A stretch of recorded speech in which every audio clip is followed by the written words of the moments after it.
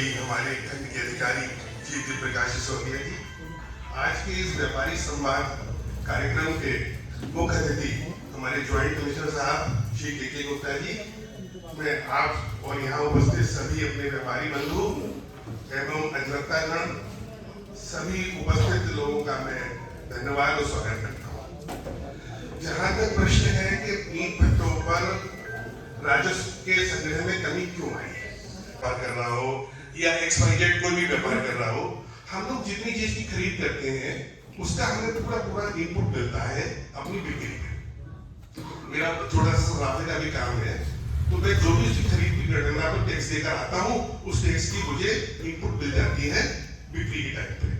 लेकिन हमारे भट्टे के व्यापार में तो इनपुट का भी ऑप्शन खत्म हो गया है।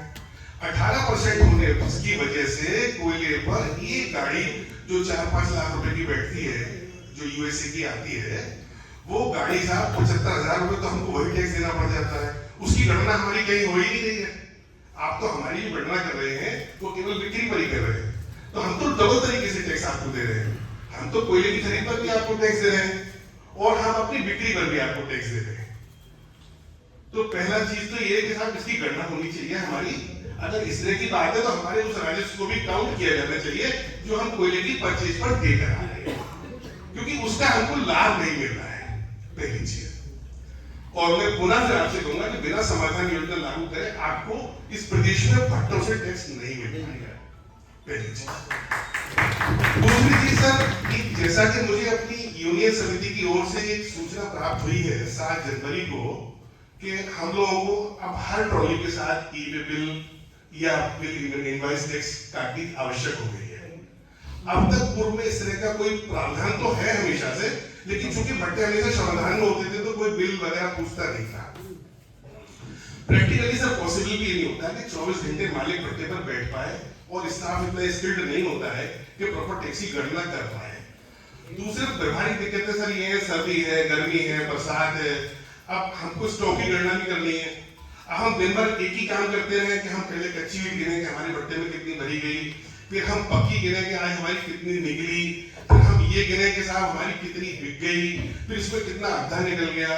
तो व्यवहारिक रूप से ये तर्क संगत सर नहीं है, तो इसलिए बिना समाधान योजना के हमको इसका वो लाभ नहीं मिलेगा।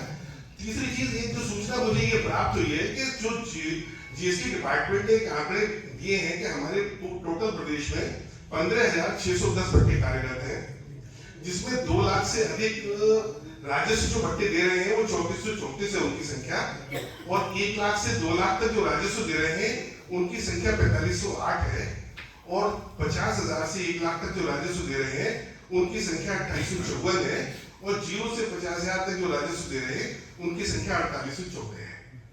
तो ये क्या मैं स्पष्टीकरण आपसे चाहूंगा कि ये सालाना आंकड़े हैं या मासिक आंकड़े हैं? 24, 25, 25, 26 का आंकड़ा निकाला गया है जी सर। प्रदेश स्तर पर कि 0% वाले कितने हैं हमारे बरेली जोन में। जो है बरेली जोन में हमारे जो शून्य देने वाले हैं कुल 36 भट्टे हैं। अच्छा, 24-25 में जोन में हमारे पीलीभीत, शाहजहांपुर और आपके दोनों जिले बदायूं और वो आपका बरेली, ये चारों जिले में 24-25 36 भट्टे थे जो शून्य दिए थे। 25-26 में अभी तक जो रिटर्न आ चुका है वो 46 थे।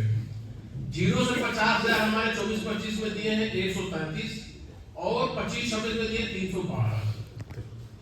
इसके बाद जब 50,000 से 1 लाख पर हम आते हैं तो ये आंकड़ा होता है 24-25 में 159, और ये बढ़ करके हो गया इसमें 25-26 में हो गया 277। 1 लाख से 2 लाख हमारा 24-25 में 279 था, और ये 25-26 में 269 था। 2 लाख से अधिक थे हमारे 347 पूरे जोन में, वो हमारे 25-26 में 61 हो गए हैं। तो प्रदेश सरकार की ये प्रयास है कि जो भी कम टैक्स देने वाले हैं, एक तो नियमित उनका संरक्षण किया जाए। जहां तक आप बता रहे हैं समाधान कंपोजिशन लाने के लिए, तो कंपोजिशन योजना समाधान योजना हम लोग अब प्रदेश सरकार कर लेती है अपना होगा, तो कर लेती है अपना। अब इसको लाना है GST काउंसिल में। GST काउंसिल में पूरे देश के वित्त मंत्री और जो भी प्रतिनिधि होते हैं वहां बैठते हैं और वहां विचार होता है, GST काउंसिल उसका निर्णय लेती है। सर मेरा इसमें बस इतना ही कहना है कि अपने जो प्रदेश की जो जीएसटी काउंसिल से जो अपने नुमाइंदे हैं, जो हमारे वित्त मंत्री जी जाते हैं, वो एक कार्य योजना करके ले जाएंगे कि भाई उत्तर प्रदेश में। तो पहले तो साहब मेरा सबसे बड़ी मांग ये है कि आप अपने स्तर से हमारे भट्टे वालों की तरफ से एक आप इस बात का जरूर, मैंने पहले भी कहा था, उजानी में जब आपकी मीटिंग हुई थी, उजानी में भी मैंने एक प्रस्ताव रखा था कि आप समाधान योजना का जब तक प्रारूप का नई प्रस्ताव भेजेंगे तो शायद ये मुश्किल हो जाएगा आपको राजस्व लेना भट्टे वालों से, क्योंकि आप इतनी चेकिंग नहीं कर पाएंगे और जो व्यापारी पकड़ जाएगा वो कहेगा सर हमारा हैरिसमेंट हो रहा है। पहली चीज। दूसरी चीज, कर प्रणाली सुधार की बात जहां तक आती है,